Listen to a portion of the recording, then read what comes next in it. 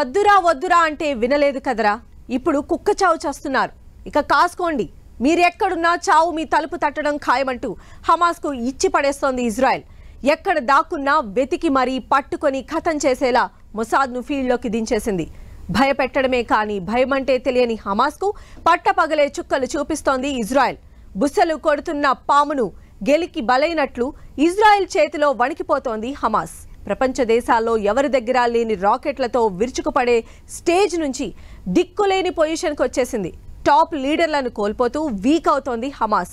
కోడెనాగు పగబట్టినట్లుగా హమాస్ను ఖతం చేయడమే టార్గెట్గా పెట్టుకుంది ఇజ్రాయెల్. మొసాద్ ఫీల్డ్లోకి దిగడంతో హమాస్ ఫ్యూచర్కు రూటే కనిపించడం లేదు. టాప్ లీడర్లు ఖతం కావడంతో హమాస్ ఇక ఖతమేనా? ఇజ్రాయెల్ నెక్స్ట్ టార్గెట్ ఏంటి? మొసాద్ హిట్ లిస్ట్లో హమాస్ లీడర్లు ఎవరు? హమాస్ మాస్టర్ మైండ్ డెయిఫ్ హతం. వరుస పెట్టి హమాస్ లీడర్లను ఖతం చేస్తున్న మొసాద్. పగబట్టి వెంటాడి వేటాడుతున్న ఇజ్రాయెల్. ఏళ్ల నాటి దుష్మని, అలాగని పోనీలేని వదిలేసే పరిస్థితి లేదు. ఓ గాయాన్ని మర్చిపోకముందే మరో గాయం తాకుతోంది. ఇది నేరుగా అయ్యే గాయం కాదు. గుట్టు చప్పుడు కాకుండా దొడ్డిదారిన దాడి చేసి వందల ప్రాణాలు తీస్తోంది. ఈ వరుస ఘటనలతో హమాస్ మీద ప్రతీకారంతో రగిలిపోతోంది ఇజ్రాయెల్. ఇంకేముంది, మొసాద్ ఎంటర్ అయింది. ఇజ్రాయెల్ దెబ్బ ఇప్పుడే స్టార్ట్ అయింది. ప్రాణ నష్టం, ఆకృత్యాలను భరించిన హమాస్ రెచ్చిపోతుండడంతో ఇజ్రాయెల్ పగబట్టి అదును చూసి వెంటాడి వేటాడి హమాస్ను దెబ్బ కొడుతోంది. ఒక్కొక్కరుగా హమాస్ లీడర్లను ఖతం చేస్తూ వస్తోంది. మొసాద్ దెబ్బ హమాస్ అబ్బా అన్నట్లుగా మారింది సీన్. యుద్ధమంటూ చేస్తే విజయమో వీరమరణమో ఏదో ఒకటి సాధించాలన్నట్లుగా దొంగ దెబ్బలతో జరిగిన నష్టంపై రగిలిపోతున్న ఇజ్రాయెల్ ఇప్పుడు టాప్ గేర్లో అటాక్ స్టార్ట్ చేసింది.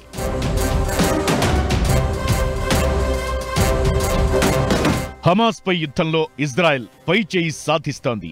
గతేడాది అక్టోబర్ 7 నాటి మెరుపు దాడులకు ప్రధాన సూత్రధారిగా భావిస్తున్న Hamas military wing head Mohammed Deif ను ఖతం చేసింది. గాజాలోని ఖాన్ యూనిస్ ఏరియాలో జూలై 13న జరిపిన దాడుల్లో అతడు హతమైనట్లు ఇజ్రాయెల్ ప్రకటించింది.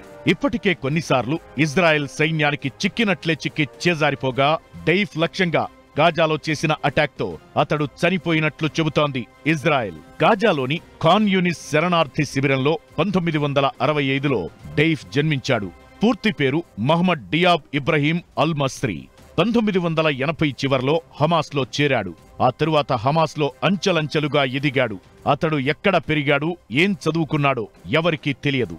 డెయిఫ్ వ్యూహాలు, దాడులు కూడా పక్కన ఉన్నవాళ్లకు కూడా అంతు చిక్కవు. అలా హమాస్ బాంబుల తయారీ నిపుణుడు అయ్యాష్ కు దగ్గరయ్యాడు.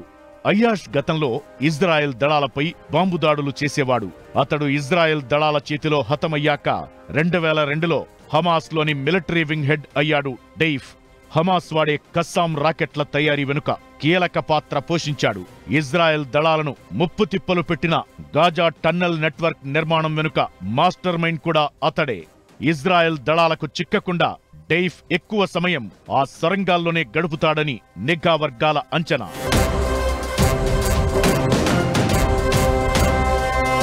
ఇంత యుద్ధం జరుగుతున్నా ఇజ్రాయెల్ దళాలకు చిక్కకుండా తిరిగాడు డెయిఫ్. మొసాద్ నిఘాను మాత్రం దాటలేకపోయాడు. అడ్వాన్స్డ్ కమ్యూనికేషన్ రాడార్ సిస్టమ్ కు చిక్కకుండా తిరగడంతో డెయిఫ్ ను గుర్తించడం ఇజ్రాయెల్ కు సాధ్యం కాలేదు. కానీ ఈసారి మొసాద్ టార్గెట్ మిస్ కాలేదు. 7 సార్లు చేసిన దాడుల నుంచి తప్పించుకున్న డెయిఫ్ 8వసారి జరిగిన అటాక్ లో చనిపోయినట్లు తెలుస్తోంది.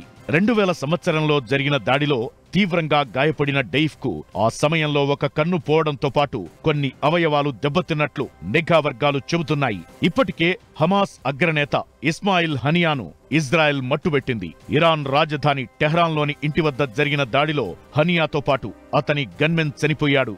దీనిపై ఇరాన్ హై లెవెల్ ఇన్వెస్టిగేషన్ చేపట్టింది. అయితే తమ దేశంలో ఉన్న హనియాను ఇజ్రాయెల్ చంపిందన్న అనుమానాలపై ఇరాన్ కౌంటర్ అటాక్ కు రెడీ అవుతోంది. ఒకవేళ ఇరాన్ ప్రతీకార దాడులకు దిగితే అది ఇరాన్ ఇజ్రాయెల్ యుద్ధానికి దారితీసే అవకాశముంది. ఇలా పశ్చిమాసియాలో రోజు రోజుకు పరిస్థితులు ఉద్రిక్తంగా మారుతున్నాయి. మరోవైపు పాలస్తీనా యుద్ధం తరువాత మిలిటెంట్లతో రంగంలోకి దిగిన హమాస్ టీం ఇప్పుడు ఇజ్రాయెల్ చేతిలో కుక్క చావు చచ్చే పరిస్థితి తెచ్చుకుంది. సొరంగ సొరంగాల్లో దాచుకోవాలి, దొంగచాటున దెబ్బతీయాలి. ఇదే హమాస్ టార్గెట్. ఇజ్రాయెల్ మీద వరుస పెట్టి దాడులు చేసిన హమాస్ కొన్నాళ్ల పాటు మొసాద్ కంట పడకుండా నెట్టుకొచ్చింది. ఇప్పుడు సీన్ మారింది. టార్గెట్ ఒక్కటే, బుల్లెట్ దిగాల్సిందే. దెబ్బకు దెబ్బ అదుర్సంటూ ఇజ్రాయెల్ చేస్తున్న వరుస అటాక్లతో హమాస్ ఆగమవుతోంది. మెరుపు దాళ్లు చేస్తూ మురిసిపోయిన మిలిటెంట్లు ఇప్పుడు మొసాద్ చేసే అటాక్స్ ను మాత్రం పసిగట్టలేకపోతున్నారు. హమాస్ ఫ్యూచర్ ఏంటి? ఎందుకోసం హమాస్ పుట్టుకొచ్చింది? దాని అసలు లక్ష్యం నెరవేరుతుందా? టాప్ లీడర్లు హతమవడంతో హమాస్ ఖతమేనా? హమాస్ మెరుపు దాడులకు ఇజ్రాయెల్ కౌంటర్. మిలిటెంట్లు వారి లీడర్లను వరుస పెట్టి హతం. టాప్ లీడర్ల హతంతో హమాస్ ఫ్యూచర్ ఖతమేనా? హమాస్ ఓ మిలిటెంట్ సంస్థ. దాని లక్ష్యం ఒక్కటే, ఇజ్రాయెల్ను ఆక్రమించడం. అది ఈజీ కాకపోయినా, సాధ్యం కాదని తెలిసినా కొరివితో తలగొక్కుంది హమాస్. ఇజ్రాయెల్పై మెరుపు దాడులు చేసి మురిసిపోయింది. ఒకేసారి వేల కొద్దీ రాకెట్లను ప్రయోగించి తమకు తిరుగులేదని భావించింది. ఒకటికి 2 సార్లు అటాక్ చేసి వందల మందిని పొట్టనబెట్టుకుని ఒకానొక సమయంలో ఇజ్రాయెల్ మీదనే పైచేయి సాధించినంత పనిచేసింది హమాస్. ఇజ్రాయెల్ సరిహద్దుల్లోకి ప్రవేశించి పౌరులపై కాల్పులు జరిపారు. కొంతమందిని బందీలుగా తీసుకెళ్లారు. వీటన్నింటినీ ఓపికగా భరించింది ఇజ్రాయెల్. అప్పటికప్పుడు స్పాట్ కౌంటర్ ఇచ్చినా హమాస్ దొంగబుద్ధిని కొన్నిసార్లు పసిగట్టలేకపోయింది.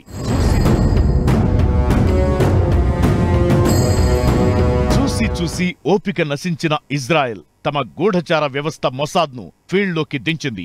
దీంతో హమాస్ శ్వాస కూడా తీసుకోలేకపోతోంది. ఇన్నాళ్లు అగ్రనేతలంతా టన్నెల్లో దాక్కుని వ్యూహాలు అమలు చేస్తుంటే ఇజ్రాయెల్ నిఘాను పటిష్టం చేసి పసిగడుతూ వస్తోంది. ఇటు మిలిటెంట్లను, అటు వారి అగ్రనేతలను ఎక్కడున్నా వెంటాడి వేటాడుతోంది మొసాద్. సొరంగాలను మొత్తం గాలిస్తోంది. తమ అడ్వాన్స్డ్ వెపన్స్ తో ఏ మూలన దాక్కున్నా మూడో కంటికి తెలవకుండా ఖతం చేస్తోంది. ఇజ్రాయెల్ హమాస్ల మధ్య ఘర్షణ ఇప్పుడే మొదలైంది కాదు, కొన్నేళ్లుగా కొనసాగుతోంది. ఇజ్రాయెల్ను ఆక్రమించే లక్ష్యంతో ఏర్పాటైన హమాస్ మిలిటెంట్ సంస్థ 2007 నుంచి గాజాను పాలిస్తోంది. అప్పట్నుంచి ఇతర మిలిటెంట్ సంస్థలతో కలిసి ఇజ్రాయెల్పై వరుసగా దాడులు చేస్తూనే ఉంది. ఇజ్రాయెల్ కూడా అందుకు గట్టిగానే బదులిస్తోంది. హమాస్ పాలన మొదలైన సమయంలోనే భద్రతా కారణాలతో ఈజిప్టుతో కలిసి గాజా సరిహద్దును మూసివేస్తున్నట్లుగా ప్రకటించింది. అయితే విధ్వంసానికి మారుపేరుగా ఉన్న హమాస్, ఇజ్రాయెల్ గూఢచార వ్యవస్థ మొసాద్ రంగంలోకి దిగడంతో వెలవెలలాడుతోంది. హమాస్ అగ్రనేత హనియా, మిలిటరీ హెడ్ డెయిఫ్ ఇద్దరూ హతం కావడంతో హమాస్ ఫ్యూచర్ ఏంటన్న దానిపై చాలా అనుమానాలు ఉన్నాయి. ఇజ్రాయెల్ లాంటి పటిష్టమైన డిఫెన్స్ సిస్టమ్ ఉన్న దేశంతో ఢీ అంటే ఢీ అని తలపడిన హమాస్ మిలిటెంట్లకు ఇద్దరు టాప్ లీడర్లు లేకపోవడం పెద్ద నష్టమే. అయితే ఈ ప్రాణ నష్టాన్ని హమాస్ ముందే ఊహించింది. ఇజ్రాయెల్తో వార్ అంటేనే ప్రాణ నష్టం జరుగుతుందని తెలుసు. ఇవన్నీ తెలిసే అటాక్ స్టార్ట్ చేశారు. మిలిటెంట్లే కాదు, టాప్ లీడర్ల వరకు కూడా వస్తుందని ముందే తెలిసి అలర్ట్ అయ్యారు. ఒక్క లీడర్ మీదో లేక మిలిటరీ హెడ్ మీదో ఆధారపడి అటాక్లు చేయడం లేదు హమాస్. ఒక్కో దాడికి ఒక్కో మాస్టర్ మైండ్ తో operate చేయిస్తోంది.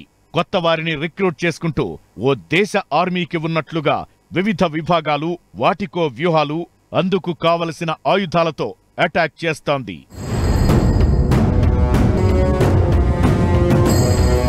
Hamas political bureau head Haniyeh ఇప్పటికే హతమయ్యారు. అతని తరువాత యహ్యా సిన్వార్ హమాస్లో సెకండ్ టాప్ లీడర్. 24 ఏళ్ల జైలు జీవితం, ఆ తరువాత ఇజ్రాయెల్పై అటాక్లతో సంచలనంగా మారాడు. హనియా స్థానంలో సిన్వారే హమాస్ పొలిటికల్ బ్యూరో చీఫ్ అయ్యే అవకాశముంది. అయితే యాహ్యా సిన్వార్ను కూడా ఇజ్రాయెల్ టార్గెట్ చేసింది. అతని టీం తమ హిట్ లిస్ట్లో ఉందని వార్నింగ్ ఇచ్చేసింది. కారణం లేని దాడులు, సాధారణ ప్రజలను కూడా చంపడం వంటివి చేయడంతో ఇజ్రాయెల్తో పాటు అమెరికా, యూరోపియన్ యూనియన్, యూకే వంటి దేశాలు హమాస్ను ఉగ్రవాద సంస్థగా గుర్తించాయి. అయితే హమాస్కు నిధులు, ఆయుధాలు ఇరాన్ నుంచి అందుతున్నాయి. అందుకే ఇన్నాళ్లుగా తమ యాక్టివిటీని కొనసాగిస్తూ వస్తోంది హమాస్.